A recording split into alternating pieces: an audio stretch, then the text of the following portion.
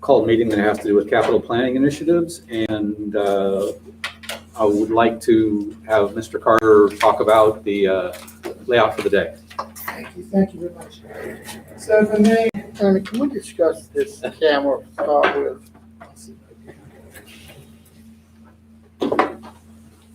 I mean, I'm not used to taping work sessions on planning sessions. I don't understand why we're taping a planning session, because there's so many things that get said, just shooting off the cuff at things that, you know, can get misconstrued on.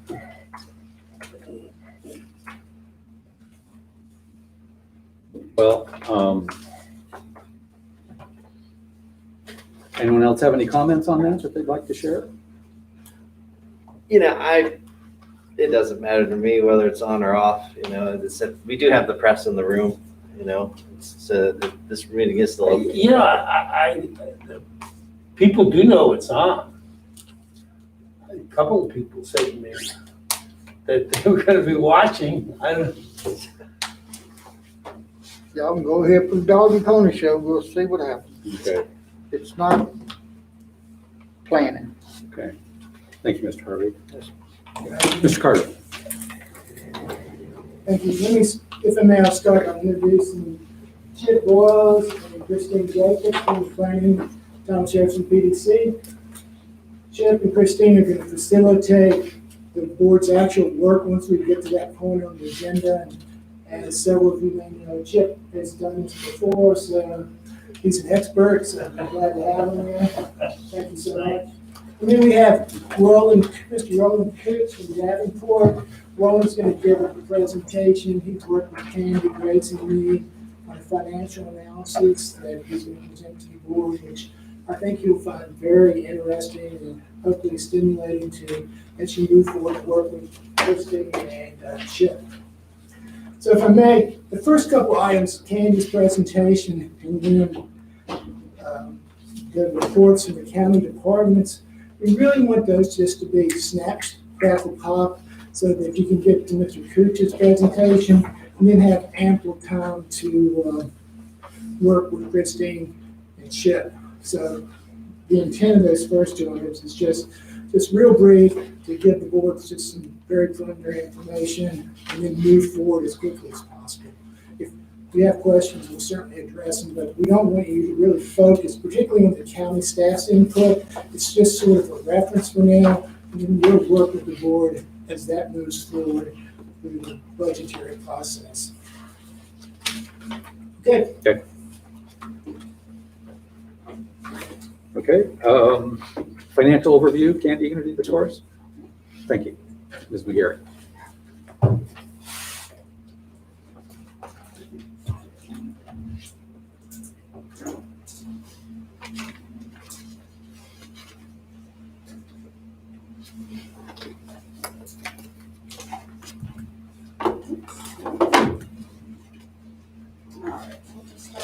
For now.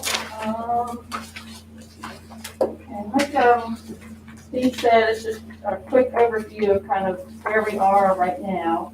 As far as the general fund local, this is just local revenue only.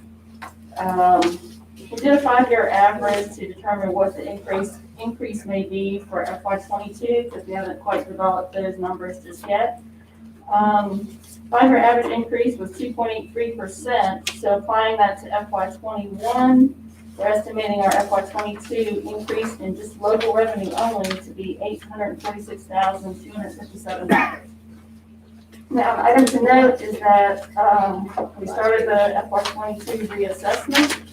So our FY22 real estate tax revenue will be comprised of second half 2021 collections, which are based on current values. And then the first half of 2022 collections will be based on the reassessed values as of January 1, 2022.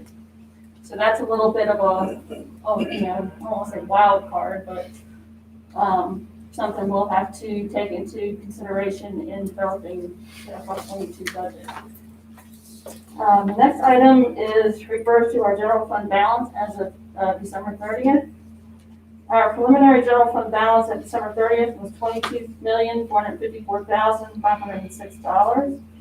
We budgeted the use of fund balance at $2.7 million, so our adjusted fund balance at 12/30 is $19,714,304. We'd like to maintain a 90-day operating cash reserve, which is about 25% of our operating budget. So that amounts to about $9 million. And so after that, we have about $10.6 million, basically unassigned fund balance at December 30th.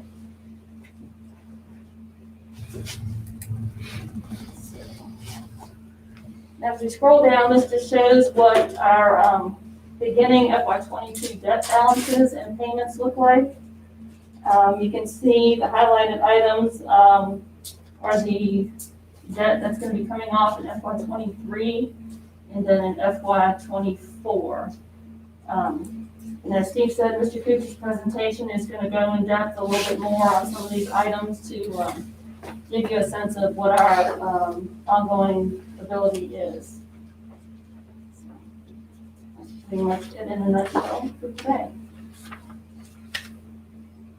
If I may, it's considered that reassessment of 2022, the board will really decide how that reassessment influences the tax base, because you'll have to set the tax rates, the tax rate, the real estate based on the outcome of the film reassessment. If it's greater than 1%, you have to have a public hearing. The increase of the raw values. And you all get reports from the assessors as they go through the process periodically to kind of let you know where things are going. So right now, they're just completing the sales study. Yeah, I don't mean to interrupt. They have a staff here, they're operating out of the conference room in the hallway between here and our offices, and I was hopeful they might be able to update us, but we get a call back from the principal of the assessor firm, as Ken said, we're pretty sure they're just in the sales analysis of putting everything together on net changes in real estate values. And it's a year plus long process. One other thing I wanted to ask a question on, Mr. Chairman. As it relates to the fiber build out, obviously that is infrastructure. That will be a taxable item. Do we know what the potential is on that? Mr. Wood has given some information about that, but I didn't think to get it for today's meeting. But yeah, that would definitely help move that. Plus, not next year, but in 2023, when AEP finishes their new transmission line build, we're going to realize increased values from that as well. And that is a recurring revenue. Mm-hmm. Yeah, we're all actually already seeing an uptick in that in this fiscal year. What is that classified as, just out of curiosity? Utilities. Yeah. Well, we get their values from the state corporation. Okay. Yeah. I'm good. Yeah, it's taxed at the real. Let me add. factory. I think you answered this, but will that be included in the new valuation?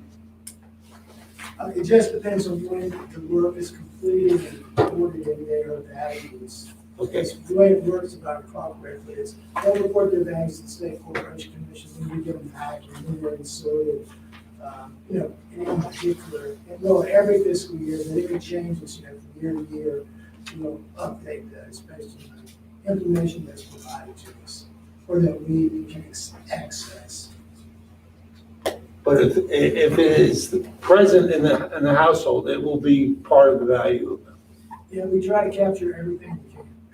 That's, Yeah, I'm in isn't favor of it that. public service tax? Yeah, I public believe service, that's what it's public called. service corporation, that's how it's classified, Jesse, excuse me. Gotcha. Right, No, you're good. so year to date, we've already collected 108% of what we budgeted. So that is seeing an uptick already.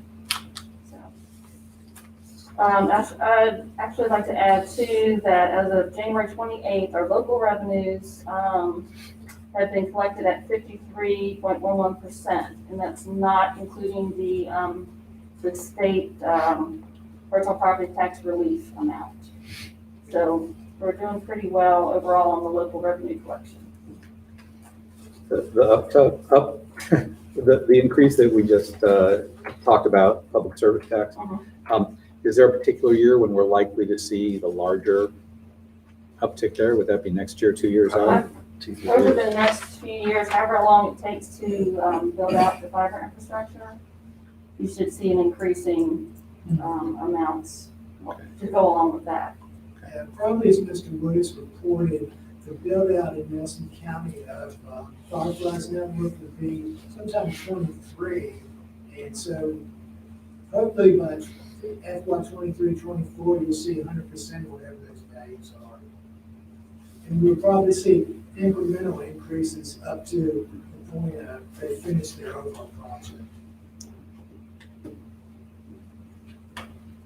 But not only the taxes on the utility, it's gonna make each home more valuable. We hope so.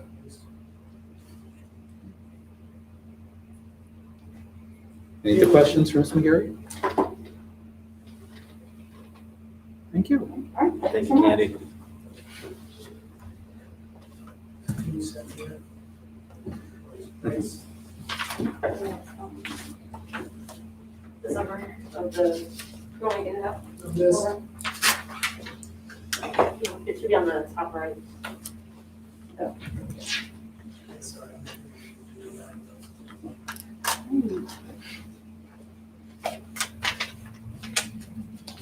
You can't see it all. Yeah, I'll scroll down. Yes. So as I said in my initial comments to the board, we asked all the departments to give input on capital improvements, values of 5,000 or more. So there's a long list of capital improvements here. Let's see if I can scroll up. We also asked the constitutional officers, but I think only the sheriff responded. So as I said, I don't really want the board to focus on this. You can study this, and we will work with the departments to try to prioritize things around the board's priorities through the budgetary process. But I just want to give you an idea of the information we received. So if you see here, 43 to 75 million worth of, this is things we'd like the board to consider. And ours were things that the board, like mine, for example, I think the board may discuss some of those, potentially influenced that quite a bit. We did put the Ag Center in there, but we've been trying to get information from the Old Dominion Agricultural Center, but to date, we haven't gotten responses from the director of the facility. I do know that the Tobacco Commission contributed grants, I think close to $4 billion. So I'm assuming if you see that, if you go on the website, Old Dominion Agricultural Center, you can see it's a huge complex. So I'm just guessing it could be 10, 20 plus $1 million. Who knows? We're trying to get that information. Unless you have questions, and you put this summary in your package, plus all the backup from each department. As I said, unless you have questions, we just wanted this to share this with you, and we'll refine this. But basically, today is for the board to set your priorities, and then this will carry forward over time. Unless you have questions on any of those items.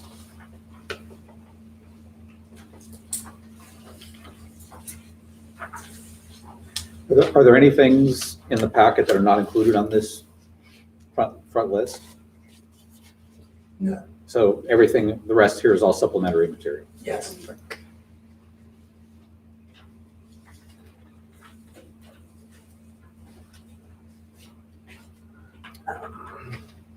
Okay, if there's no more questions, you can introduce Mr. Mr. Fitch? Fitch.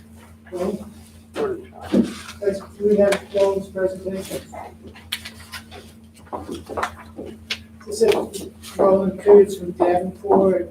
Roland works in the Richmond office. And we have, John's had a relationship with Davenport, probably back to 2000 or so. Yeah, I think it originally started in 2000. Yeah, I think I've indicated to the board, we worked with Davenport initially, and the outcome of that was the construction of the middle school, high school project. That was, But you have I think copies? we had. Oh, okay, great. Okay. yeah, the So I'll give strategy, these extra copies here. yeah, the strategy at that time worked to perfection. We completed the project. And since that time, we've worked with Roland and Davenport on other analysis over time. We haven't worked with them recently, but we thought this would be a good opportunity to have Roland do his sort of magic if we can, because we thought it would be very helpful to the board. Steve, it actually goes back to before the Tyrell Elementary School, is when he was involved. Oh, yeah, It's, that's right. Yeah, and then the big school plan finance was the middle high school. We Right. built that, then we built Rockfish, Yeah. and then come to the middle school. Right. So they definitely, the firm in Roland has definitely been an influence on capital projects and planning for the county. Okay, thanks. Steve, does this work? Does this go? Yeah. Oh, okay, perfect. And this is a PDF. Let me see if I can get this to you.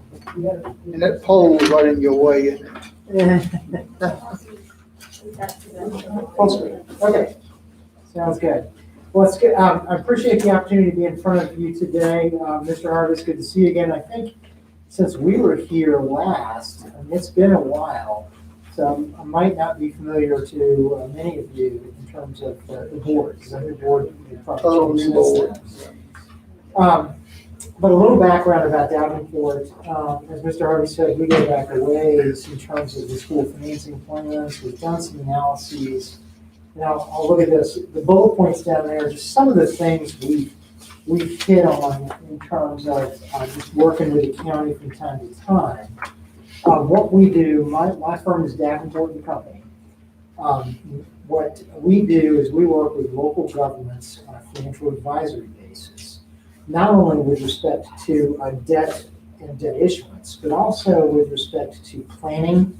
What you'll see in here is a little bit of how we look at planning and how we help local governments think about planning. With respect to capital needs, we're doing planning with respect to budget projections. We do a water and sewer type analysis. There's a wide variety of things that we touch upon.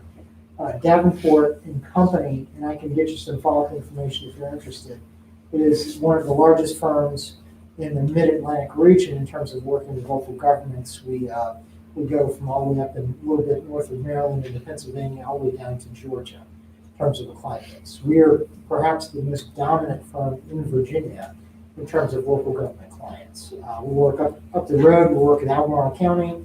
Down the road, we work with Amherst and Campbell and all the way down to Lynchburg and kind of this sort of central part of the Virginia region. So enough about Davenport. I just want to give you that kind of perspective. What we've done, one of the biggest things we did was we helped with the big school financing program on about 2002 when ultimately that was implemented. But since 2002, over about a 10-year time frame, I would say, we've helped with looking at the initial courthouse funding in terms of looking at some analysis on that. We've also evaluated key financial trends, and you'll see some of that evaluation kind of methodology in here. We've given you some perspective to think about in this little booklet. Also on fund balance and debt metrics. And what I mean by that are your ratios of reserves, your ratios of debt, what's reasonable, what's not reasonable, what's prudent, what's not prudent, in terms of things like that. We work with local governments in helping think about those things as they implement and consider future capital projects, because there's a pretty big list there I saw from Steve. Lots of things to maybe potentially prioritize, and we look at how you potentially may layer those in terms of that kind of approach. One of the other things we did a few years ago as well is we looked at the service authority, kind of help out on that side. And lastly, what we do is we also help localities just keep track of their debt portfolios, look for potential refunding savings, because if there's ability to lower cost of debt over time, like anyone would want to refinance their mortgage, we'd want to make sure that the localities have, our clients have the ability to take advantage of that. So why are we here today? To give a little bit of perspective. We were talking to Steve, and he approached us and said, hey, can you do little things, take a look at us, of recent information, and give us a little bit of perspective as we think about future needs of the county. So what we've done here in this presentation is we looked at, and I'm going to give you some information on recent county financial trends, key debt metrics of the county as they relate to what we call industry standard benchmarks, and I'll go a little bit into that in the next couple of pages, and national credit rating agency medians. Local governments can obtain credit ratings in terms of having the ability to issue debt on a rated basis. So we'll give you a perspective about that, and that kind of gives you some indications on where your financial strengths may be in terms of the finances. And lastly, a preliminary evaluation of the county's debt capacity and debt affordability. Those are two different sort of metrics, but they kind of go together. Debt capacity is the ability to potentially borrow. Not saying that you have to borrow to fill up that debt capacity, but what you can reasonably borrow and still maintain very good, very strong debt ratios. And that allows you to take a look and put that into context. One might say, well, I'm so averse to debt that I want to do it. But on the other hand, if we never did use debt in a smart and prudent manner, then we're always trying to save for cash for capital projects, and we may never ever get there. It's like trying to save to buy a house, and if you can never build up that cash to buy the house, you're always chasing that project. Debt affordability is a perspective of how much in my budget do I have allocated to payments on debt, and does that allocation of payments go down over time? And if so, can I put more or reallocate those payments to new debt? And that's what I mean by debt affordability. The current resources that are going towards those debt payments, and is there an ability to allocate those resources and redeploy them for future debt financing for capital projects in a very large way? So in the next several pages, we'll talk about those as well. So before we get into, and I think we're in the background of getting into debt capacity and debt affordability, we think it's important to look at recent financial trends. And part of that is fund balance observations as well. This is a snapshot. And what I mean by snapshot, this is a really high-level comparison, or showing year-to-year comparisons of changes in general fund balance. And that is revenues over expenditures and how that affects your fund balance over time. One of the things that we've observed and we know is that and this is historically going way back to when we started as well, back in the early 2000s, the county's always been in really good and solid conservative fiscal management shape. Operations have been very well managed, and the county from year to year has generated positive financial results and allows the county to have invested in, as we've seen, capital projects over that time. One of the things I'd like to point out here is that with respect to the practice of not using one-time fund balance to balance recurring revenues, that is to say, fund balance to pay salaries, that's not a practice the county's been doing. That's good, and it shows in the financial trends. However, that's not to say there's one-time funds that aren't used for tax law, whether they're property sales that generate excess surplus from year to year, can be redeployed for one-time projects in the following year. That's what we see when we look at the financial statements. And we also see that there have been, in most recent years also, big grant fundings that come in that are used in subsequent years for projects going out. And that's evident in when we look at 2018 to 19 to 20, you can see that over time there, at the surface, it might show a little bit of a difference, but really what's happening there is that's the use of grant funds and one-time funds as they come in play. We see that as well when we look at unassigned fund balance. Candy talked a little bit about unassigned fund balance position and the ratios in terms of what was the working capital reserve. Again, this is based on historic audited financial information, so we used it up to 2020. And when we look at unassigned fund balance, you can see that when we track a portion of the unassigned fund balance that the county's been looking at with respect to its cash flow reserves, that number is about 25% of the general fund budget. Changes from year to year a little bit as the budget changes, but that's about a $9 million number. The remaining 16 million of unassigned fund balance, when we look at the most recent year, 2020, represents additional financial flexibility. Can be used for capital projects. It's not to say we want to go and deploy all that money for one-time projects, but capital projects provides additional financial flexibility in terms of being able to put a little bit aside for future debt service, or also provides a safety net for unforeseen emergencies. We all know sometimes things do pop up, so that's a very important aspect to have in terms of financial flexibility. So getting to the pretty interesting stuff, you might ask, how do you stack up against other local governments and credit rating agencies? Maintenance for ratings anywhere from A to AAA. What we look at here is, this is what we call an available fund balance. That is the unassigned fund balance that we just talked about, and any sort of committed or dedicated funds that can be redeployed by the county from that perspective. There's a little bit of committed fund balance in this number, but this is mostly unassigned fund balance when we talk about this. If you look at the top bar, which is Nelson County based on the 2020 financial statements, we measure that unassigned fund balance and available fund balance against revenues, which is the general fund budget. So when we look at the percentage of that against the revenues, that's about a 69% of your revenues. So that provides you that much, we're saying, of your revenue information, you've got fund balance and reserves that equates to about 69% of your revenues. It's a very strong position. When you look at the budget peers, the blue lines, as well as the regional peers, that regional peer is kind of the central Virginia. If you cut a path through central Virginia, that's the regional peers. Budget peers and population peers are counties with budgets within your budget range and populations within your population range. When you look at that, you're well ahead of what we'll call somewhere in the 40% range, 35 to 40% range. And when we go a step down there and look at the light green bars as well as the dark green bars, we've also put in some rating agency medians.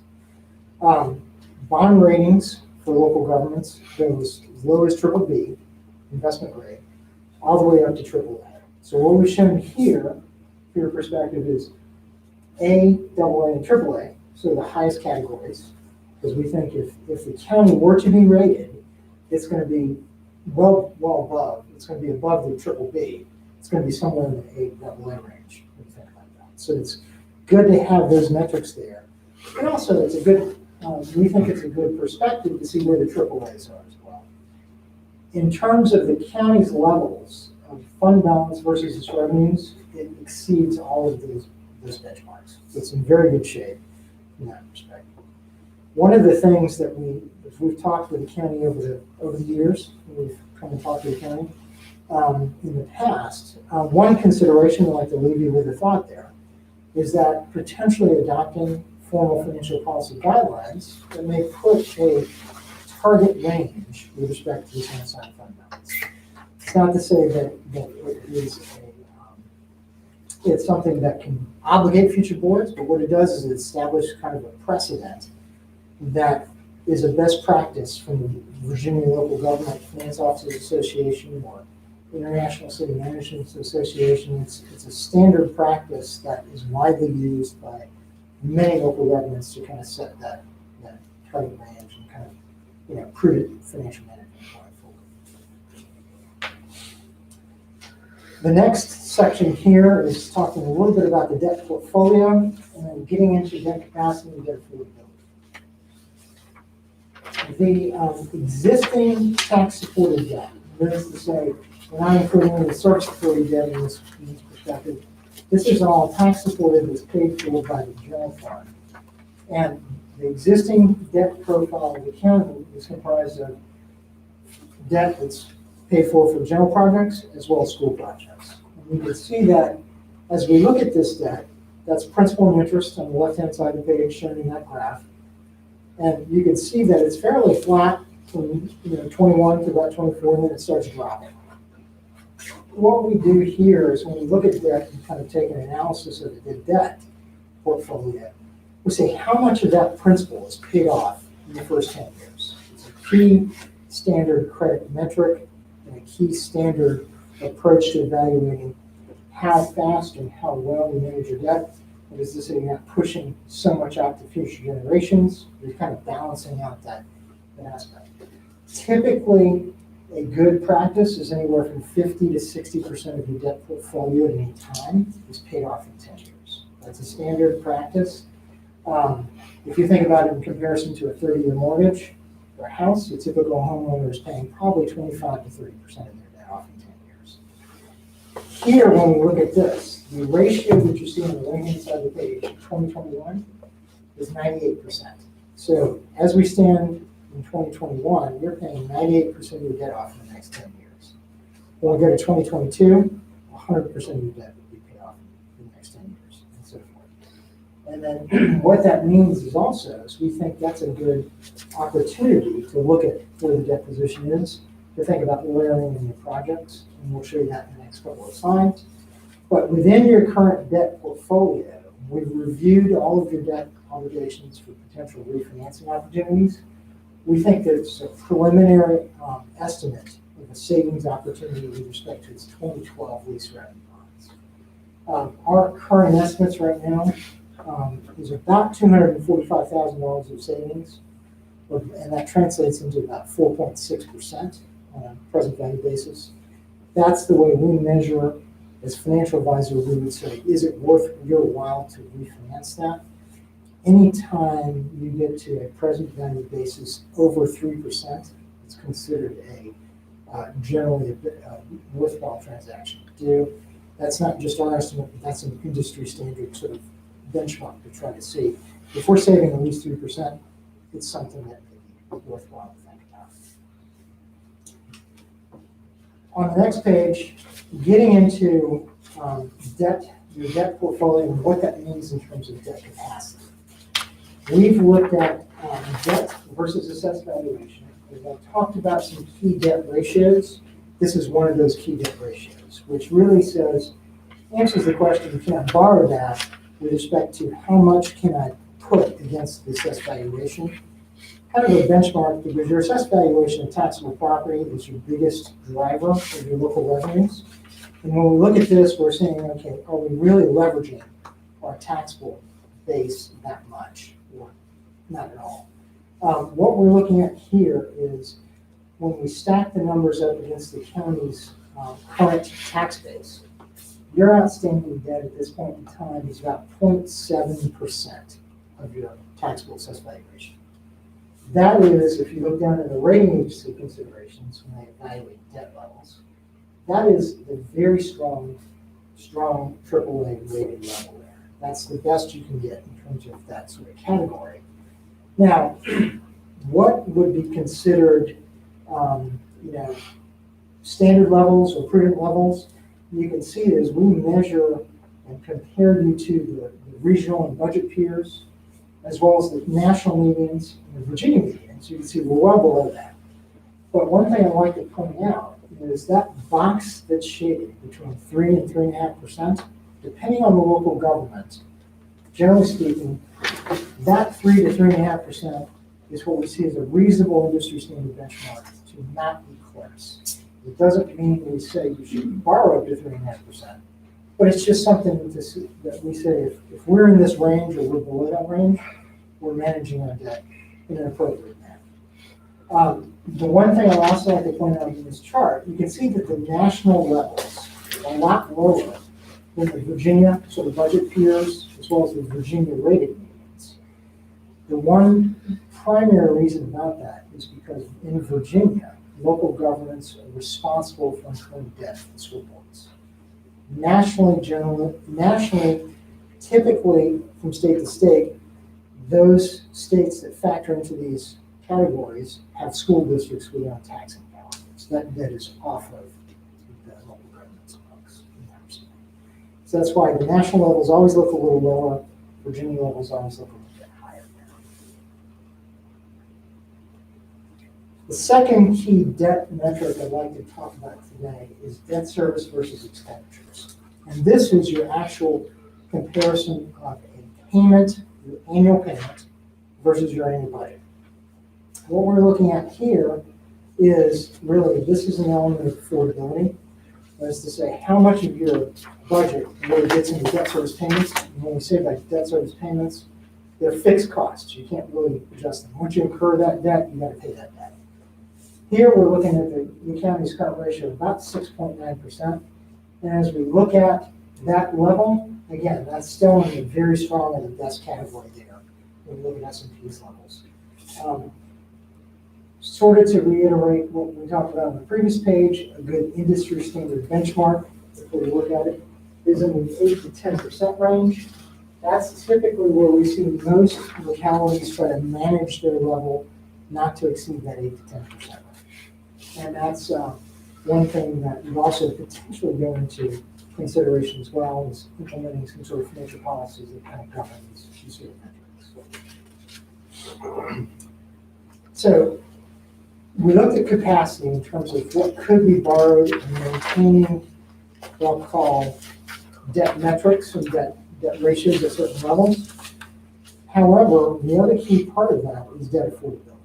When we look at that without, and what we mean by debt affordability is what could be borrowed on a current basis based on your budget level, which is approximately the 2021 level, just under $3.5 million, kind of rounded to that number.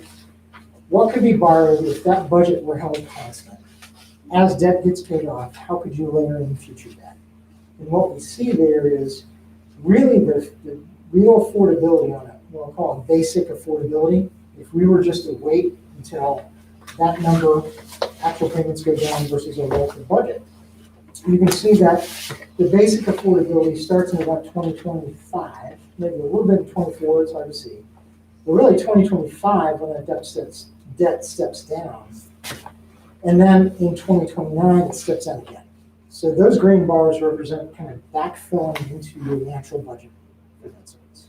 Quick question. Yes. So when we're looking at this debt affordability, essentially that your y-axis of $3 million, that's annual debt service? Annual debt service. Annual debt service. So when that green goes down, it basically frees up. There's another couple $1 million that gets freed up in debt service and what that looks like as you go down. Correct. Yep. So that means about right here, you can start borrowing and layering in that payment here. Yep. Then about right here, you can start borrowing and layering in for here. Got it. All right. So all that fits within the current revenues that are allocated to debt service. Sure. Which means that we are not assigning new revenues from other sources to these payments. So if you're to assign new revenues, then these numbers would change. Sure. Got it. So what we did was we developed a very preliminary model based on the debt schedules and also looking at your key metrics. We said, okay, what does that mean? And Mr. Rutherford, to your question, if we looked at the basic affordability, that's that brown Sure. several boxes, and you can see right there is where we start layering in about 800,000. But then it really is about 18.3 million Right. next year. When you do the math on all that, that's about 19 million. Sure. That can be borrowed somewhere in the 23 and 24 time frame. Okay. Based on that decline in debt service. Yep. Now, there's something that we also look at with a lot of our clients is how can we think about accelerating that affordability? If we have some priorities that we know we're thinking about, bounce around and kind of think about planning in terms of timing, is there any ability to get some of that sooner? With the county's current structure and where we're staying right now in 2020, going into 2022, there is a means, there's a way. This is one possible way we're looking at it right now. There's a multitude of different ways. We can run countless scenarios. Right. But one would say the way we look at and help our clients think about it is, can we use a little bit of the financial flexibility that we talked about, kind of strategically deploy it and kind of use it to offset some of those early payments until our debt goes down? And how much would it take to accelerate debt? Sure. And what I did here, what we did here, is just give you a sample. If we're at 19 that we can naturally afford for basic affordability, we said, let's see if we can increase that. And for this example, we took about 1.1 million and helped it out in here in terms of offsetting some of those Sure. payments. And then we said, okay, we can then think about a $10 million installment here, another 10 in 2024, and another 10 in 2026. Now that's one example of thinking about it. Sure. We might be able to do something with a little bit more strategic use of cash, and do 20 in one year, and then do the balance in the following year. There's multiple different ways we can kind of jump. Right. But what we wanted to do was show you part of how we're thinking in terms of capital planning, is that, depending on discussion of priorities, there's some flexibility to move around. You're at a very good opportunity for you with respect to your debt service to be able to think about this way. Another thing to think about as well is we're not only thinking about how we can move the capital up and down, we also want to watch the debt ratios. And that would be, affordability and capacity. As long as we're still within kind of these, what we'll call very strong benchmarks, then we think from our perspective, that's a prudent use of debt financing, and it's not over leveraging the company in any way. So before I move on, are there any questions in terms of the concept? I've got a question that maybe is looking beyond. If the county is to purchase some land that is paid, the cost of which is much higher than is the standard locally, let's say, its assessed value is low and it's much more expensive than that. Does that tend to put pressure on assessed values similar countywide that again creates a little bit of a spiral in this scenario? You mean to help other values go up, or?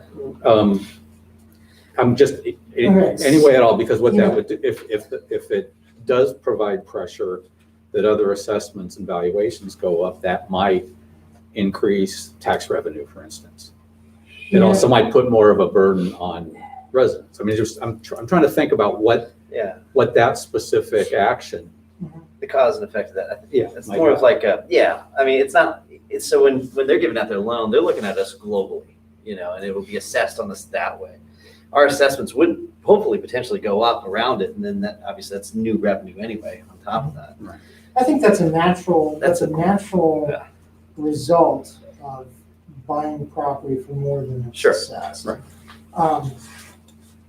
Whether or not that property, there's a lot of factors that go into that. So I'm not being a real estate consultant I on that understand. side. Sure. Just So it could lead to that effect, but then it could, depending on where it's at, it may not have much of an impact at all. But you guys don't really look at that. That's, No, they we don't. don't really care. We can ask the assessors that question, but I want to say something in confirmation that if you, the board, or another business or personal, private, me, for example, buys a property much above its assessed value, they're gonna pick that up in the sales study Right. for the next one, and it's gonna influence the values of comparable properties. thank you. That was my question. Thanks. So hopefully I gave you some food for thought here in terms of thinking about how the debt can be managed in terms of the existing portfolio. It's been managed really well, very conservative approach to this, which is very good. Fund balance as well, very conservative, very well managed. What I'd like to leave you with here is potential next steps. Not to say that you have to, but if you would consider thinking about pursuing further analysis and more in detail analysis, we do quite a bit of this. This is my last sales pitch here.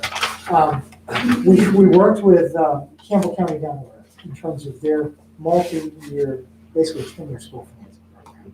So that's kind of what we do and what we did and help them juggle those priorities. But when you think about this, one of the things we could do is we could help you, one, take a look at the refinancing, see if it works, if it doesn't work. If it doesn't work, part of the way compensation works is if it doesn't work, there's no fees or no cost there. But with respect to the debt capacity analysis that we talked about in here, we have the potential to further flesh these models out and think about different scenarios. If you wanted to see different scenarios of how projects laid out, we can help you look at those. We can help you kind of juggle those around, depending on what affordability is. So there's a variety of different things that we can do to help you kind of think about that approach, develop a multi-year plan of finance, and then ultimately get to, put those and deploy those into the actual cabinet as well, in terms of implementing the finance. Sure. So just wanted to leave you with that thought. And lastly, as typically when we do these, when we look at local governments that don't have formally adopted financial policies, we also would like to think about and ask the board to think about considering as they're looking at multi-year CIP, think about financial policies, because they kind of go hand in hand. They keep that CIP from getting way out of control and keep you from, boards in the mindset of thinking about, okay, what's prudent going forward and what's managed to that. Right. So that's my presentation today, and hopefully it gives you some food for thought. Right. Can you go back to that affordability, except with the accelerated debt graph? Yes. So, graph, right there? That one, go to the next one after that. Okay. Yeah, that one. Yeah. So essentially, as we look at this, that is a potential, if we utilize our current fund balance strategically towards some of the debt service that we already have, that 30 million is a good potential number that we can This is one scenario based on this level. with only using 1.1 million. 1.1 million. And there's a different, maybe this could go a little bit here. Sure. I mean, there's a lot of ways to think about this. We didn't Right. run several different scenarios, but And you're that's- right in that if we take a little bit of that Yeah, that's, to bridge that gap. Yeah. Yeah. then you can think about potentially Yeah. accelerating the key priority. and that's without having to increase revenue. Correct. On our side. Allocating revenue to Exactly. this.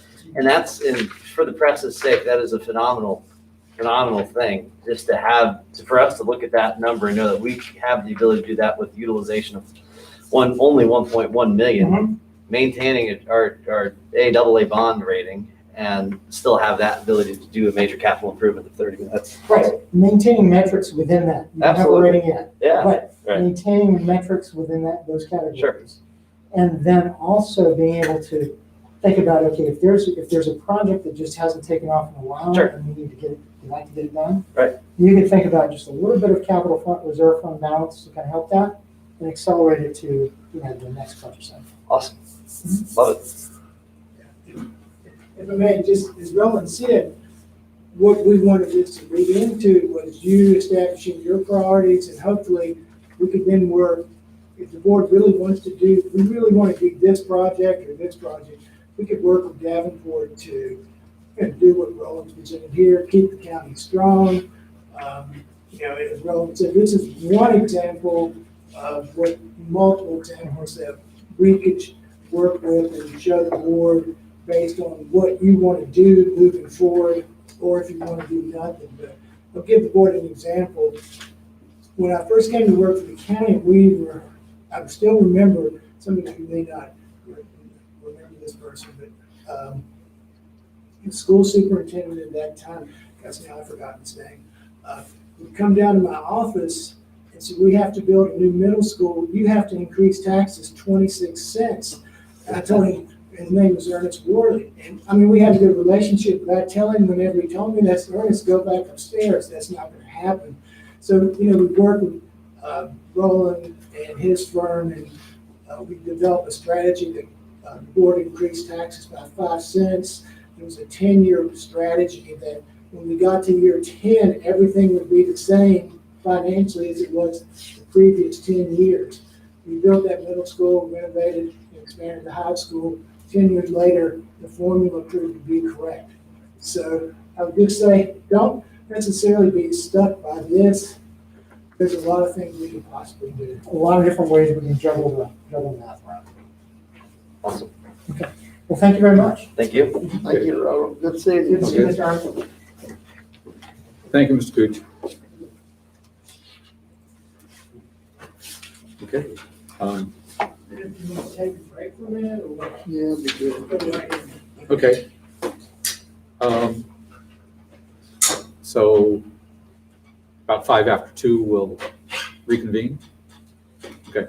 Give Chip some time to set up, yeah. Okay. All right.